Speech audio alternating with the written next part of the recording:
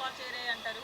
అసలు ఏంటి దీని వెనక సెట్ అవ్వడానికి రీజన్? ఏంటది ఏపీ నుంచి సోఫా సోఫా సోఫాలు పంపిస్తారు, సోఫాలో డబ్బులు పెట్టి.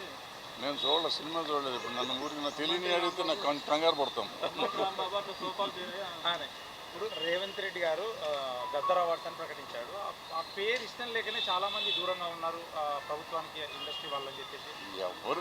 ఎవరు దూరంగా ఉన్నారు, ఎవరి దగ్గరగా ఉన్నారు? ఇప్పుడు నేను అందరూ వెళ్ళారు. అంతకుముందు గద్దర్ అవార్డ్స్ ఉన్నప్పుడు మేము కొంతమంది వెళ్ళాం.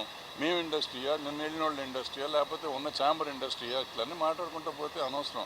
ఇప్పుడు మనం దేన్నన్నా పెంచుకుంటూ పోదాం అనుకుంటే పెంచుకున్నా వచ్చేది ఏం లేదు. ఇప్పుడు అల్టిమేట్గా ఇవాళ సినిమా తీసే వాళ్ళది ప్రాబ్లము.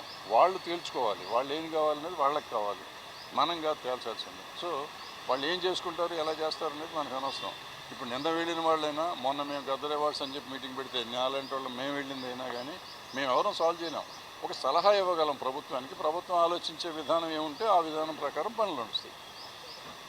బెనిఫిట్ షోలు ఉండవని ముఖ్యమంత్రి స్పష్టంగా చెప్పారు. నిజంగా బెనిఫిట్ షోలు అవసరం అంటారా? టికెట్ రేట్లు పెంచడం అవసరం అంటారా? అంటే ఇది నేను 15-20 ఏళ్ళ నుంచి చెప్తున్న, బెనిఫిట్ షో అనేది వెయ్యకూడదు.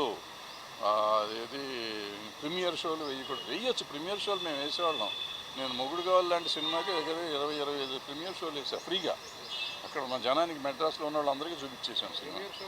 ప్రీమియర్ షో అంటే ఆల్మోస్ట్ ఫ్రీగా చేసేవారు. ఇప్పుడు ప్రీమియర్ షోలు అంటే దాన్ని డబ్బులు చేసుకున్నారు, దాన్ని క్యాష్ చేసుకున్నారు. అది మొన్న అంతకుముందు వీడియోలో నేను పెట్టాను. మనకి సినిమాకి తేడా వచ్చేది ఒక 100 కోట్లు. హిట్ సినిమాకి.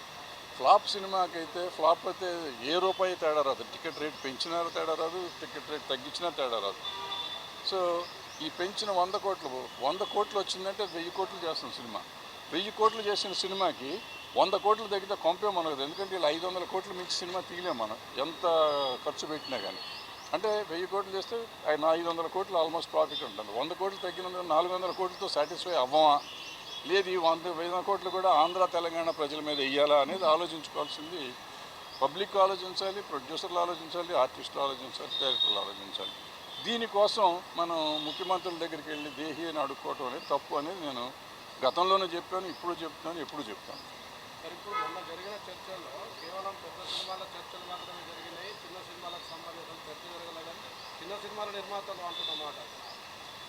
అంటే ఇప్పుడు ఏ సినిమాలు అనేది ఏం లేదు. అక్కడ ఇంటర్నేషనల్ స్టాండర్డ్లో సినిమాలు తీయాలి అనేది మనకు ఉంది. ఆల్రెడీ ఇంటర్నేషనల్ స్టాండర్డ్ ఇవ్వాలి. పుష్పం ఉంది, మొత్తం ఆల్ ఇండియా రికార్డ్స్ అన్ని బ్రేక్ చేసిందంటే గర్వమే కదా. అంటే ఆటోమేటిక్గా మీకు ఇంటర్నేషనల్ రికార్డులు వచ్చింది. ఇప్పుడు టాప్ 100 లిస్టులోకి వస్తే మీరు కింద ఎక్కడో ఉంటుంది, 90లోనో 95లోనో ఉంటుంది. వరల్డ్ సినిమాల్లో చూస్తే 1500 కోట్లు చిన్న అమౌంట్ కాదు కదా. 1500, 1600 వచ్చింది.